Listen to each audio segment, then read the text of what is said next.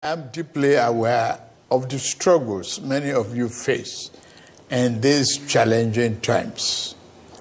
Our administration knows that many of you struggle with rising costs and the search for meaningful employment. I want to assure you that your voices are heard.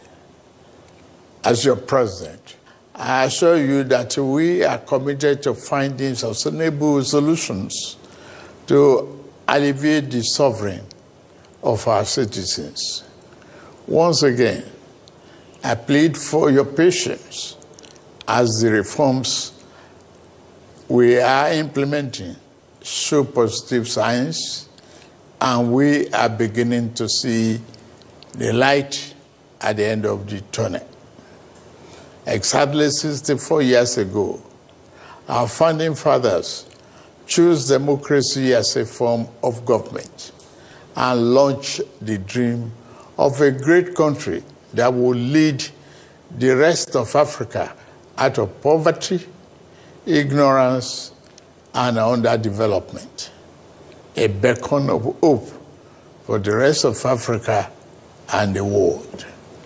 Over 6 decades later, we can look back and Nigerians worldwide can see how well we have succeeded in realizing the lofty dream of our founding fathers. The world is witnessing and benefiting from the can-do spirit of Nigerian people, our massive intellectual capacity, and our enterprise and industry in all vocations, from art to science, technology to infrastructure. The dreams that our founding fathers envisaged are still work in progress. Every day, we put our hands on the plow, determined to do a better job of it. While it is tempting to focus on what has been left undone and where we have stumbled as a nation, we must never lose sight of how far we have come in forging and holding our country together.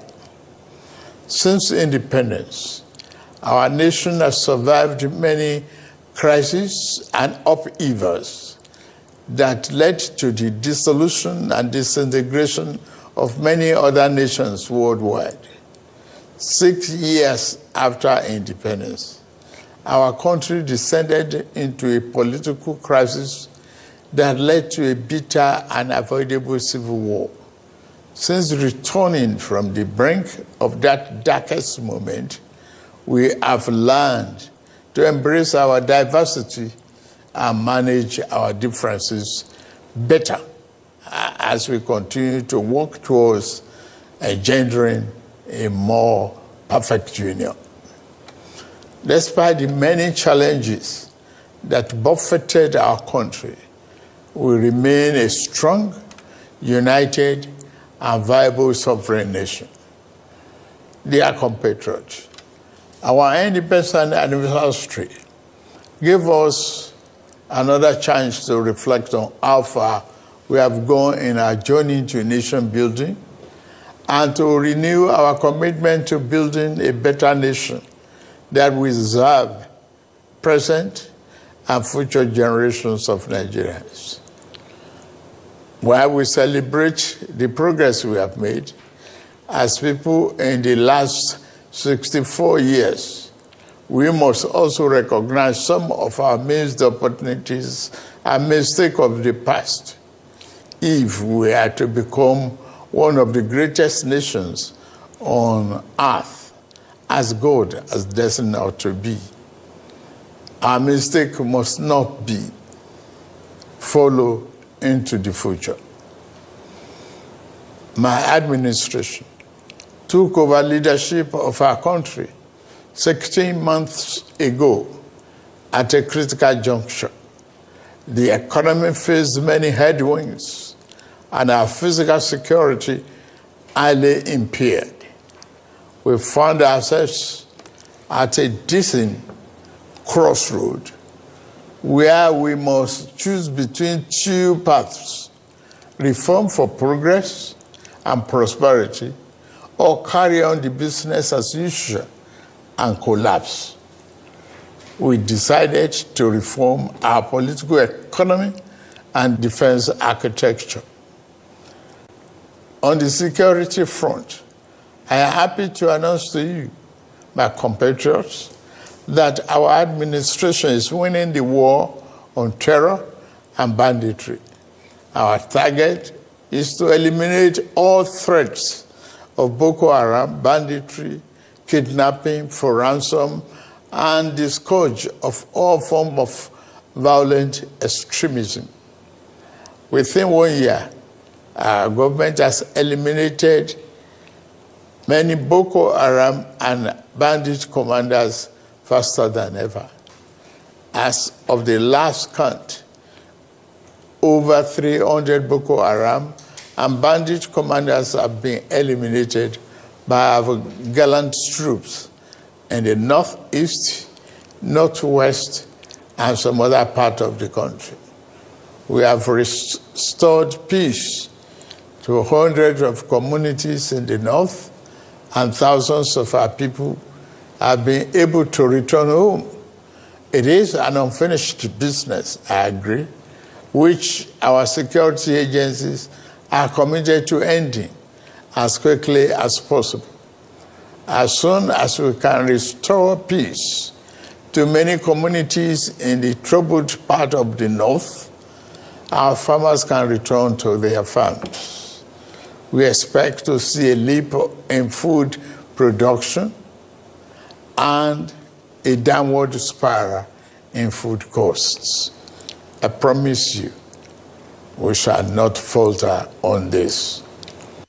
Our government has been responding to the recent natural disasters, particularly the flooding in the part of the country. After Vice President Kashim Shettima visited Maiduguri, I also visited to assure our people that this federal government will always stand with our people in their times of trouble.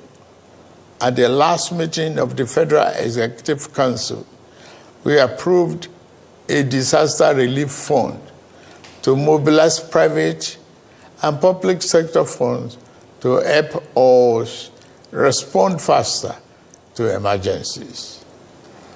Our government has also ordered integrity tests of our dams in the country to avert future disasters. The economy is undergoing the necessary reforms and retooling to serve us better and more sustainably. If we do not correct the physical misalignment that led to the current economic downturn, our country will face an uncertain future and the peril of unimaginable consequences.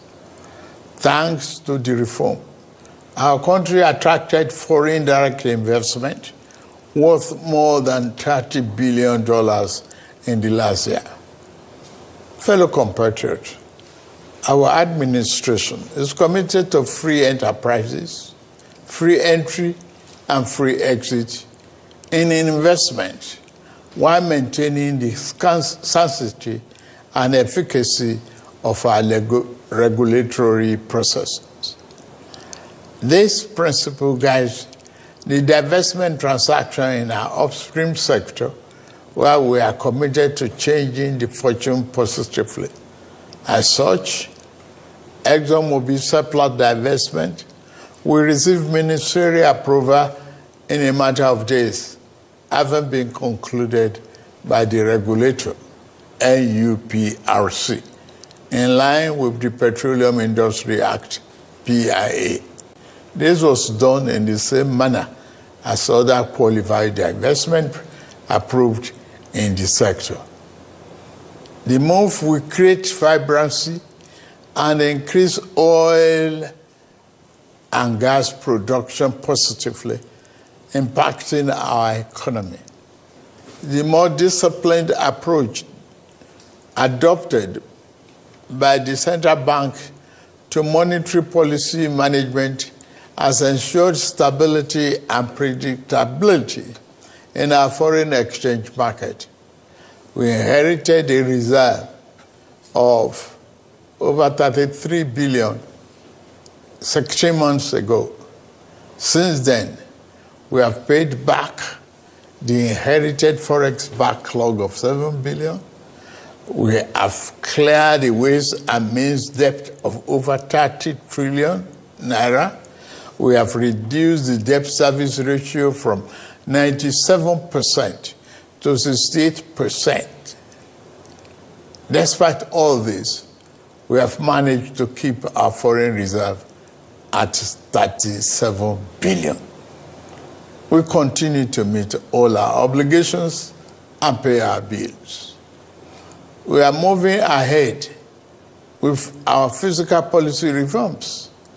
We stimulate our productive capacity and create more jobs and prosperity.